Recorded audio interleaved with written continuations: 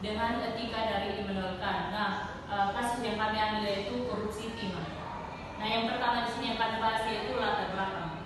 Latar belakang etika Immanuel Kant yaitu terkait dengan korupsi yang dihilangkan pada sistem filsafat moral yang sebagai etika deontologi.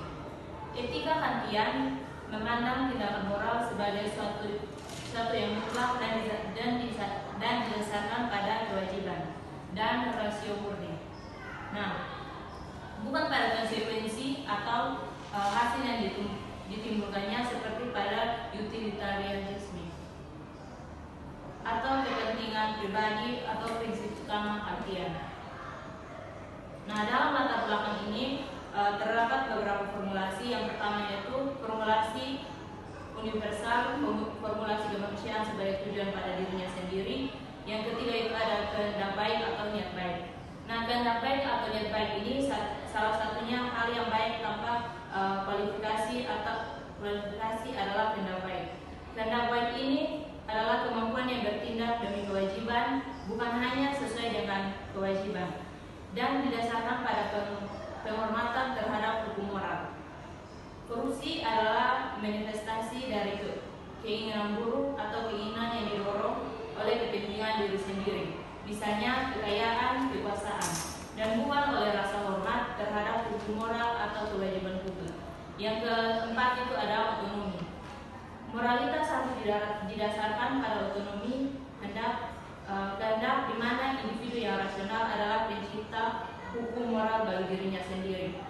Nah, menurut prinsip universal, bukan pada paksaan eksternal atau motif heteronom seperti rasa takut atau hukuman atau harapan ketidakseimbangan. Yang berikut itu ada tujuan. Dan di sini saya akan membahas tentang tujuan. Tujuannya di sini ada 6. Yang pertama itu untuk menganalisis hubungan antara prinsip etika Immanuel Kant dan sikap anti korupsi. Yang kedua itu untuk mengetahui kasus timah. Yang ketiga untuk menganalisis kasus berdasarkan etika Immanuel Kant. Yang keempat untuk mengetahui mengapa tindakan tersebut melanggar prinsip etika Immanuel Kant. Dan yang kelima itu untuk memahami bagaimana seorang beretika menurut Immanuel Kant bertindak. Yang terakhir itu untuk mengetahui nilai moral apa yang dapat dipetik dari mahasiswa dan masyarakat. Yang berikut itu pembahasan akan dibawakan oleh Profesor. Jadi teman-teman, nah di sini karena tadi tujuan dari presentasi yang akan saya bawa sudah disampaikan oleh teman saya, jadi saya hanya menjelaskan itu saja mengenai pembahasan dari tujuan-tujuan tersebut. Nah, di sini yang mau saya bahas pertama itu menganalisis hubungan antara prinsip etika Immanuel Kant dan sikap anti korupsi. Nah, seperti yang kita tahu bahwa etika Immanuel Kant itu dia itu seorang filsuf Jerman pada abad ke-18.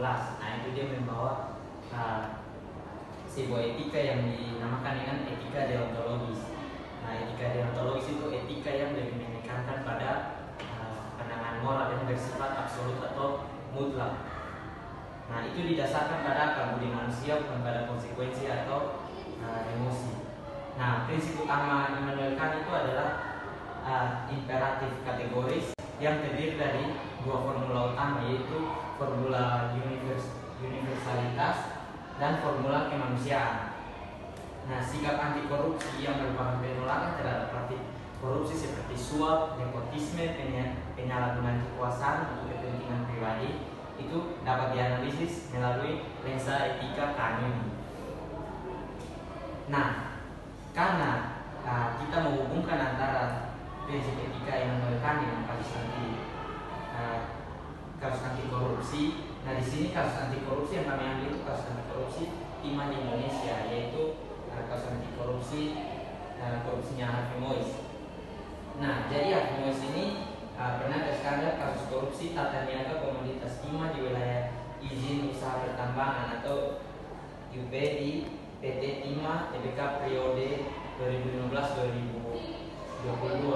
Nah, itu menjadi salah satu skandal terbesar di Indonesia itu dengan mencapai kerugian itu hampir 300 T. Nah, kasus ini melibatkan praktik tambang ilegal, penyewaan smelter swasta yang tidak sah, dan penggelapan dana yang merusak lingkungan serta ekonomi negara. Nah, teman-teman, pada kasus tersebut itu kita bisa lihat dari beberapa putusan pengadilan dan laporan resmi dari Kejagung. Nah, itu pertama itu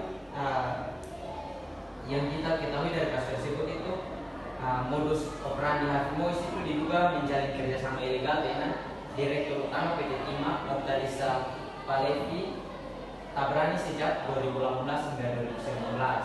Nah, itu negara mengalami kerugian itu sebesar 2,28 triliun dari sewa alat penyulingan timah ilegal, terus 26,65 triliun dari pembayaran biji timah ilegal, dan terus 71 triliun dari kerusakan lingkungan.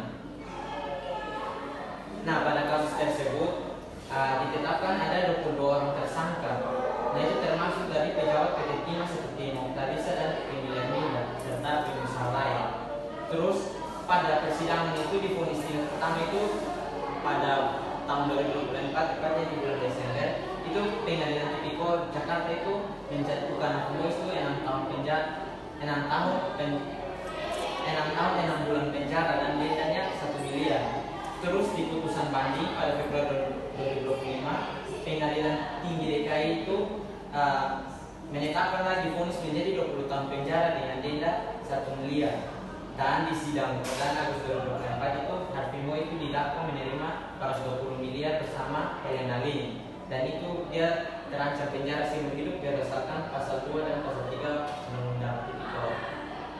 Nah, di sini dampak dan respon yang kita bisa soroti itu kasus ini itu menyoroti bahwa lemahnya pengawasan BUMN di sektor pertambangan, terutama di Bangka Belitung yang minimum 30% produksi timah nasional. Terus yang kedua, masyarakat anti korupsi Indonesia itu kritik vonis awal terlalu ringan dan desa libatkan pemain utama seperti Rafael Alun, Rin Sabono atau terkait kasus korupsi lain. Terus yang terakhir, dampak yang kita rasakan itu pemerintah blokir sementara IUP PT Timah untuk evaluasi dan aset tersangka dirampas untuk ganti rugi. Baik, yang berikut yaitu menganalisis kasus korupsi timah dengan prinsip etika dan menentukan. Nah, pelanggaran terhadap formulasi hukum universal itu keuntungan pribadi, di mana hakim bisa menyatakan bahwa saya boleh terlibat dalam korupsi seperti menyuap pejabat dan memperoleh komoditas ilegal, meskipun merugikan negara dan lingkungan. Jika maksud ini menjadi hukum universal, di mana semua orang boleh korupsi untuk keuntungan pribadi dan sistem ekonomi hukum dan kepercayaan masyarakat akan runtuh. Nah, tidak ada perusahaan yang bisa beroperasi secara adil. Kerugian negara seperti 300 T. Nah, akan menjadi norma dan kerusakan lingkungan seperti degradasi lahan akan tak terkendali lagi. Nah, menurut Immanuel Kant, tindakan Harvey ini tidak etis karena tidak memenuhi etis universal, di mana Harvey Mois tersebut divonis selama 20 tahun penjara mencerminkan pengakuan masyarakat atas ketidakadilan ini, meskipun etika kan tidak bergantung pada hukum positif. Yang berikut yaitu pelanggaran terhadap formulasi kemanusiaan. Harvey memperlakukan berbagai pihak sarana semata untuk tujuannya, yaitu akumulasi kekayaan. Misalnya, ia memanfaatkan PT Timah sebagai alat untuk mengakses timah ilegal, dan juga tanpa menghormati martabat mereka sebagai manusia otonom. Demikian pula, masyarakat Indonesia sebagai pemilik sumber daya diperlakukan sebagai sarana untuk kepentingan pribadi.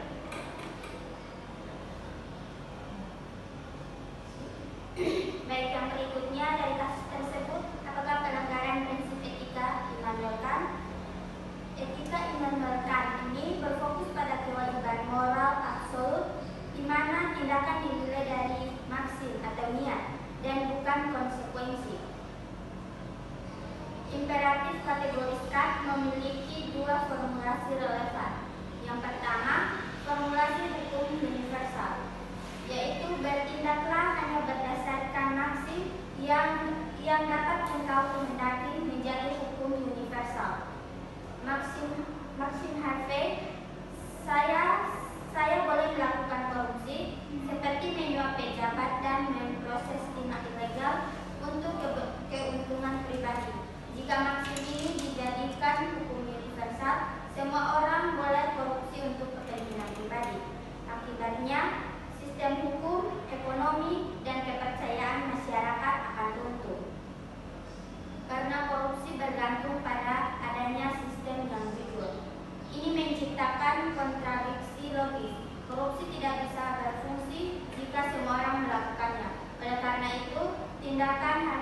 melanggar formulasi ini karena maksimnya tidak dapat diuniversalkan. Yang berikutnya, formulasi kemanusiaan. Berlakukan kemanusiaan baik dalam dirimu sendiri maupun orang lain selalu sebagai tujuan, bukan hanya sebagai sarana. Nah, jadi untuk itu bagaimana seharusnya seorang beretika menurut Immanuel Kant bertindak. Nah itu saya dapat sampaikan di sini ada 3 poin bagaimana seharusnya kita beretika. Yang pertama itu bertindak berdasarkan hukum universal atau formulasi hukum universal. Terus yang kedua, memperlakukan manusia sebagai tujuan bukan sarana atau formulasi kemanusiaan. Terus yang ketiga, bertindak dengan niat baik atau goodwill. Nah, integritas dan kejujuran sebagai kewajiban moral juga harus kita miliki. Nah, seperti menghormati martabat kemanusiaan dan kepentingan kolektif. Terus tanggung jawab atas tindakan pribadi atau otonomi moral dan kesadaran akan dampak jangka panjang. Ya baik, dari materi ini kalian bisa simpulkan bahwa kasus korupsi timah yang melibatkan Harvey Moise dengan kerugian negara mencapai 300 triliun dan kerusakan lingkungan sebesar 271 triliun adalah contoh nyata pelanggaran etika yang signifikan. Melalui lensa etika yang menekan, tindakan Harvey Moise melanggar imperatif kategoris dalam 2 formulasi utama hukum universal maksim korupsinya. Nah, yaitu memperoleh keuntungan pribadi melalui suap dan pengelolaan timah ilegal tidak dapat dijadikan hukum universal karena akan meruntuhkan sistem ekonomi, hukum, dan kepercayaan masyarakat. Kemudian Harvey Moise memperlakukan pejabat PT Timah, masyarakat Indonesia dan generasi mendatang sebagai sarana semata untuk keuntungan pribadi, mengabaikan martabat mereka sebagai tujuan moral.